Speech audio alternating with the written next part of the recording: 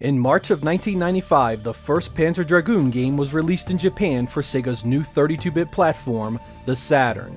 There had already been a sea of controversy swirling around its design and games, most of it questioning whether it had the chops to go head-to-head with Sony's bid to dominate the industry, the PlayStation. Early comparisons did not go Sega's way. Toshinden was a virtual fighter killer in nearly every US magazine on the market, and Ridge Racer was considered the far more impressive arcade translation over the choppy, polygon pop-in late in Daytona, USA. Needless to say, the constant hammering that Sega's hardware and software were taking didn't instill much confidence in early adopters of the platform. But out of all that early negativity, there was a beacon of light that showed us all that the Saturn wasn't just capable of a decent 3D polygon engine, but that Sega still had the ability to capture our imaginations as they had always done. Panzer Dragoon was an on-rails shooter that allowed you to look around and defend yourself in 360 degrees. Enemies came at you from the front, from the sides, and from behind, forcing you to switch your viewpoint constantly to keep them at bay. It was unlike any shoot-'em-up I'd ever played, and the presentation was a big part of that.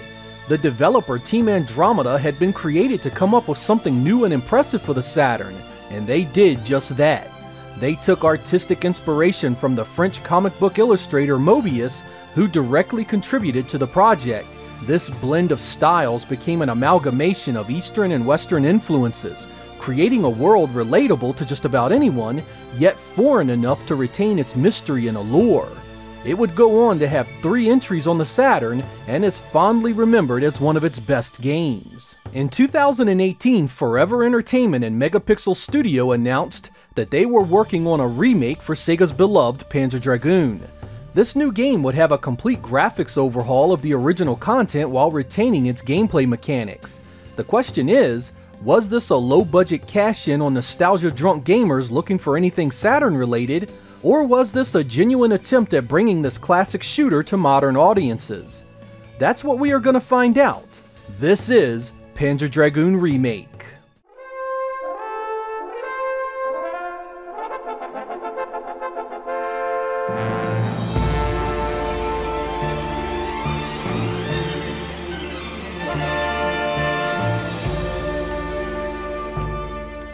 The first thing you'll notice is that the intro from the original is here almost frame for frame.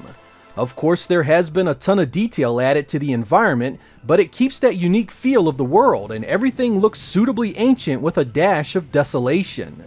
The battle between the two dragons rages exactly as you remember, with the blue dragon rider fatally wounded, and you take control on your first steps of this old journey made new again.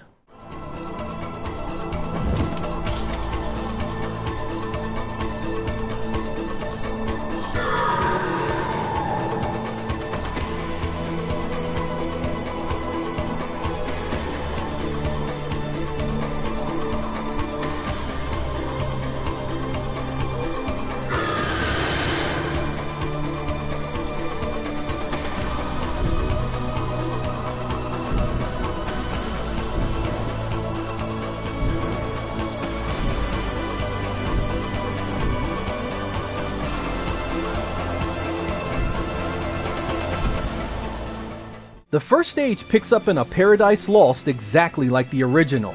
You see the ruins of a once beautiful city, long since succumbing to the ravages of time and war. It's a world that has seen better days, yet trying to blossom again from the ashes of what came before. While there is much here that goes beyond the original game in terms of detail, I can't help but to think this is the original vision as it was intended before pared back by the technology of the time. The stage is seamless as well, with no transitional blackouts like the Saturn game.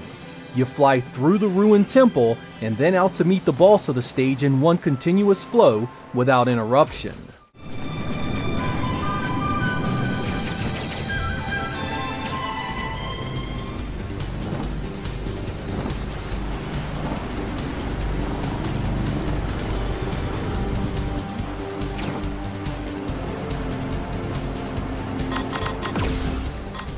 As the game unfolds, you are met with similar results.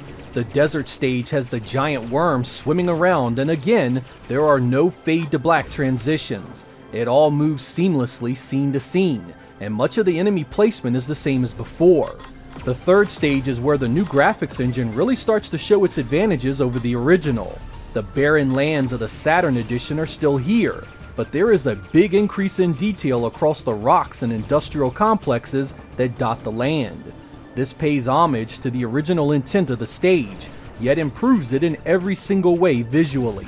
Stage 4 was a brutal reminder that I had not played this game seriously in a while, and the fast-moving bogies and their weaponry found me at every turn. The reproduction here takes some liberties with the source. Instead of the earth-tone cave of the Saturn, you get a beautifully lit tunnel and a dragon that glows in the dark. The layout is mostly the same though, so you should recognize most of the rooms and sections you fly through.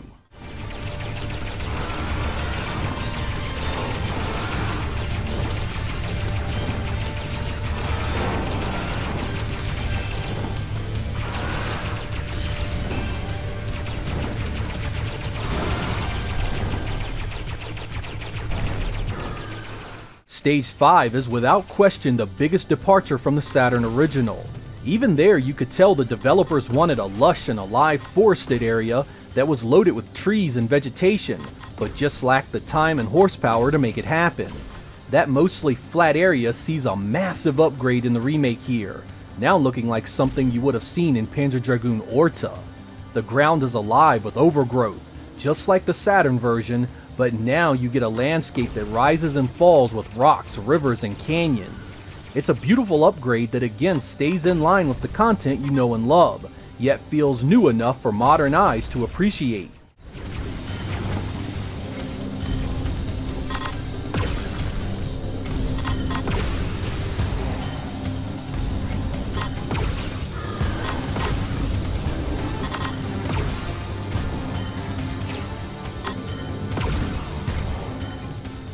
Episode 6 was the fastest and most challenging of the first game, and here I feel it is as well.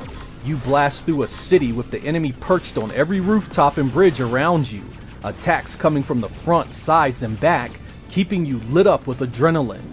This stage is beautifully replicated in the remake, giving you a ton more detail while still looking very similar thematically.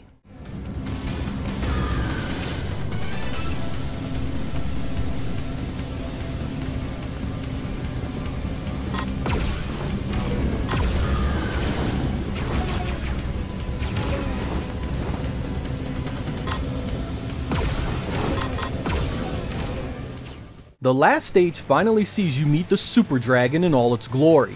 This hulking monstrosity is armed to the teeth and constantly letting loose death and destruction your way. You need to keep moving, keep attacking, and hope you have enough left in the tank to survive his vicious onslaught.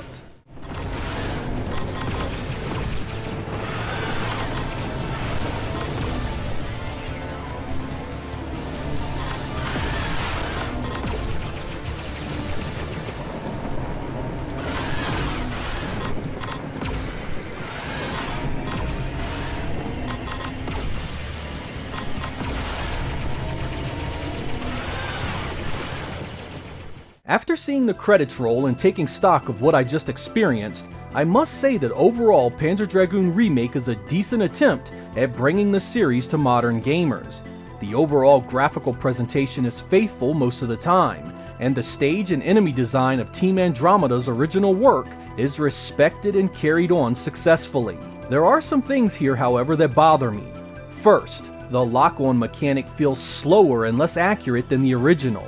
The targeting system here just won't grab onto as many enemies at once as fast, and I am constantly feeling like I need to swipe over the same group of enemies 2 or 3 times to get the results I want. I am also of the opinion that the dragon in the remake has a much broader presence on the screen, making it much more difficult to avoid enemy ships and their attacks. I felt like no matter where I was on the screen, I was able to be hit entirely too easily, despite actually making an effort to move.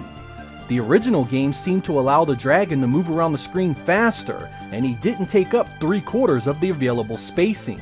Finally, and these are nitpicks for sure, the dragon scream in the remake when his first rider dies is nowhere near as emotional as the Saturn game. In the new scene, he just kind of whimpers the death off, while the original saw the dragon wail his anguish into the air with a ferocity that made you feel its pain. Stuff like that may seem small, but it's what makes these classic experiences, and I was sad to see it lost here.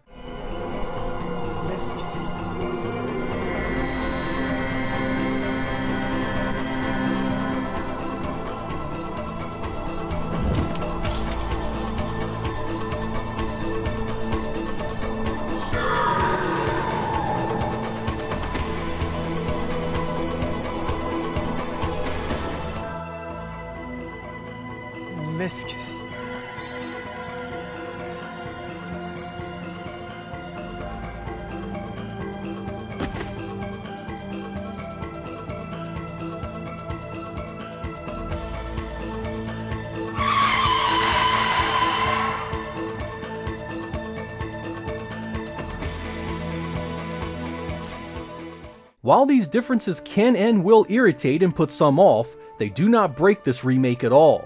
Most of what is here is quite enjoyable, and let's face it, any remake is going to do some things that feel different from the original. Panzer Dragoon was neither a long or difficult game, so having something that feels, looks, and plays a little bit different can be a very good thing. The fact that they kept the original soundtrack is enough for me to enjoy this numerous times before I tire of it, and recreating its fantastic opening sequence earns it big brownie points with me. Where you land with this remake is likely to depend on your expectations of it. If you come in wanting a high-res version of the Saturn assets and exact gameplay, you will be disappointed. This does at times look and feel a bit differently from the classic you are so familiar with, and you should expect that to get the most out of it. If I had to give a final recommendation to fans of the series, I'd say yes, it's definitely worth picking up, and yes, it does do enough well to satisfy its asking price. Make no mistake, however, there is a power and draw to the original that will never be replaced, and while this remake does do it proud in many ways, I still think Team Andromeda's Saturn effort plays better. I'm Sega Lord X, thank you guys for watching, and I will catch you next time.